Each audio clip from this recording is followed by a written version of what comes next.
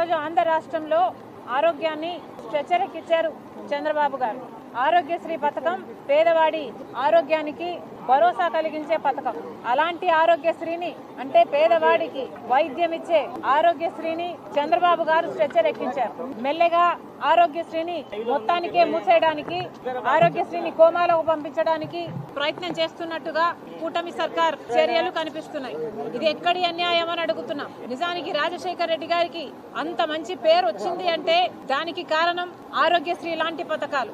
మనసున్న నాయకునిగా రాజశేఖర్ రెడ్డి గారు నిరూపించుకున్నారు అంటే దానికి కారణం పేద ప్రజల పట్ల ఆయనకున్న ప్రేమ. డాక్టర్ గా, ఒక రాజకీయ నాయకుడిగా పాదయాత్ర చేసిన అప్పటి కాంగ్రెస్ పార్టీ రాష్ట్ర అధ్యక్షుడిగా రాజశేఖర్ రెడ్డి గారు పేదవాడికి ఆరోగ్యం విషయంలో భరోసా కలిగించాలి అన్న విషయం గమనించి రాజశేఖర్ రెడ్డి గారు ఆరోగ్యం కోసం, వైద్యం కోసం పేదవాడు ఆస్తులు అమ్ముకోకూడదు, అప్పులు పాలు కాకూడదు, పేదవాడికి కూడా మంచి వైద్యం అందాలి, ప్రైవేట్ ఆసుపత్రుల్లో, కార్పొరేట్ ఆసుపత్రులలో బెస్ట్ వైద్యం పేదవాడికి కూడా అందుబాటులో ఉండాలి అని తెచ్చిందే ఆరోగ్యశ్రీ పథకం. రాజశేఖర్ రెడ్డి గారి గుండెల్లో నుంచి పుట్టిన పథకం ఆరోగ్యశ్రీ పథకం. ఎంతమంది లక్షల మంది, కోట్ల మంది ఆరోగ్యశ్రీ పథకం ద్వారా లబ్ధి పొందిన వాళ్ళు ఉన్నారు. ఈ రోజు వరకు కూడా, ఇప్పటికీ కూడా ఇన్ని సంవత్సరాలు గడిచిన తర్వాత కూడా సంవత్సరానికి కనీసం 30 లక్షల మందికి ఆరోగ్యశ్రీ పథకం వర్తిస్తుంది.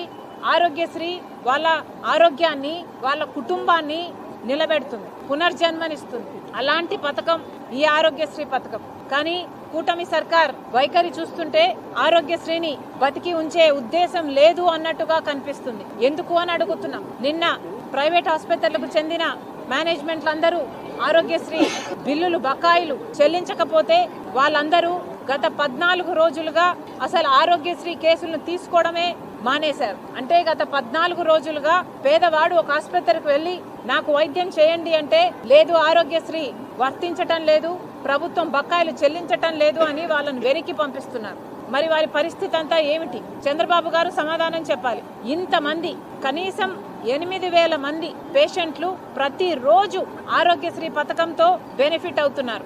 8,000 మంది అంటే 8,000 మంది మీద ఇంత ట్రీట్మెంట్లు, ఈ సర్జరీలు ఇవేమున్నా కూడా ఆరోగ్యశ్రీనే భరిస్తుంటే అలాంటిది ఆరోగ్యశ్రీని తీసివేస్తే వాళ్ళంతా ఎక్కడికి వెళ్ళాలి? మళ్ళీ కనీసము ప్రభుత్వ ఆసుపత్రులకు వెళ్దాము అంటే అక్కడ కనీసం కావాల్సిన ఆరోగ్యశ్రీ బెడ్లు కూడా ఉండడం లేదు. మరి వీళ్ళందరూ కార్పొరేట్ ఆసుపత్రుల్లో వైద్యం కావాలి, మంచి వైద్యం కావాలి అనుకుంటున్న పేద ప్రజలందరూ మళ్ళీ ఆస్తులైనా అమ్ముకోవాలి, లేదా అప్పుల పాలైనా కావాలి, లేదా వైద్యం చేయించుకోకుండా అలాగే బ్రతకాలి, లేదా చచ్చిపోవాలి. ఇదేనా చంద్రబాబు గారు రాష్ట్ర ప్రజలకు చెప్తున్నది? మిమ్మల్ని నమ్మి ఓట్లేస్తే మరి చంద్రబాబు గారు ఈ రోజు కనీసం ఆరోగ్య విషయంలో కూడా భద్రత కలిగించటం లేదు అంటే ఇక చంద్రబాబు గారు ముఖ్యమంత్రి పదవిలో ఎందుకున్నారో చంద్రబాబు గారికే తెలియాలి. మళ్ళీ చెప్తున్నాం, నిన్న ప్రైవేట్ హాస్పిటల్ అన్ని ఆరోగ్యశ్రీకి సంబంధించిన హాస్పిటళ్లు వాళ్ళు చెప్పిన విషయాలు కనీసం ప్రతి నెల 350 నుంచి 400 కోట్ల రూపాయల వరకు ప్రతి నెల ఆరోగ్యశ్రీ బిల్లులు వస్తున్నాయి. గత 16 నెలలుగా కూటమి సర్కార్ అధికారంలో ఉంది. 16 నెలలుగా రేస్ చేసిన బిల్లులు 5,900 కోట్ల రూపాయలైతే ఈ సర్కారు చెల్లించింది మాత్రం 5,200 కోట్ల రూపాయలు. అంటే ఈ సర్కారు పెట్టిన బకాయిలు 700 కోట్ల రూపాయలైతే వైసీపీ అధికారంలోంచి దిగిపోయే నాటికి ఉన్న బకాయిలు 2,000 కోట్ల రూపాయలు. అంటే మొత్తం 2,700 కోట్ల రూపాయలు ప్రైవేట్ హాస్పిటల్ కి ప్రభుత్వం చెల్లించాల్సి ఉంది.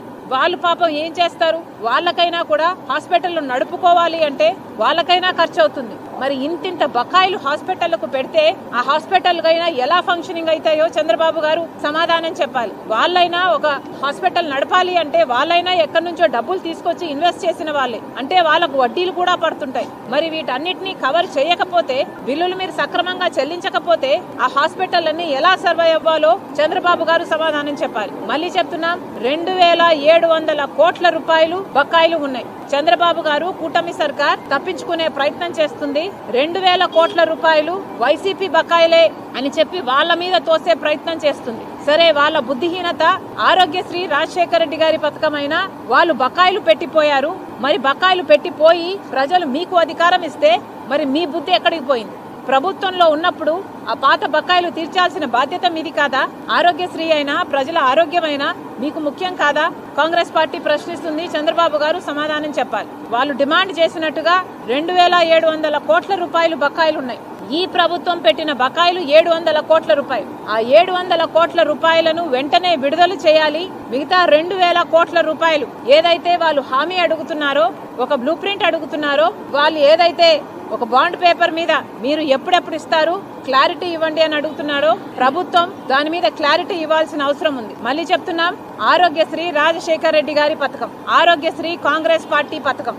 ఆరోగ్యశ్రీని కూనీ చేస్తాము అంటే, ఇలా స్ట్రెచ్చర్ లో పడుకోబెడతాము అంటే కాంగ్రెస్ పార్టీ ఒప్పుకునే పరిస్థితే లేదు. నిరాహార దీక్షకైనా దిగుతాం, ఆమరణ నిరాహార దీక్షకైనా దిగుతాం తప్పితే ఆరోగ్యశ్రీని మాత్రం చనిపోనివ్వమని రాష్ట్ర ప్రజలకు కాంగ్రెస్ పార్టీ హామీ ఇస్తుంది. మళ్ళీ చెప్తున్నాం, చంద్రబాబు గారికి ఇది ఆరోగ్యశ్రీ అని పేరు పెడతారా, లేకపోతే ఎన్టీఆర్ వైద్య సేవ అని పెడతారా, లేక నారా వైద్య సేవ అని పెడతారా?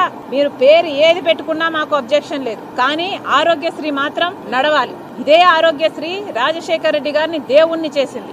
మరి చంద్రబాబు గారిని ప్రశ్నిస్తున్నాం, ఇలాంటి ఆరోగ్యశ్రీని మీరు ఆపేస్తే మీరు రాక్షసులు కాదా? ఆలోచించుకోవాలి.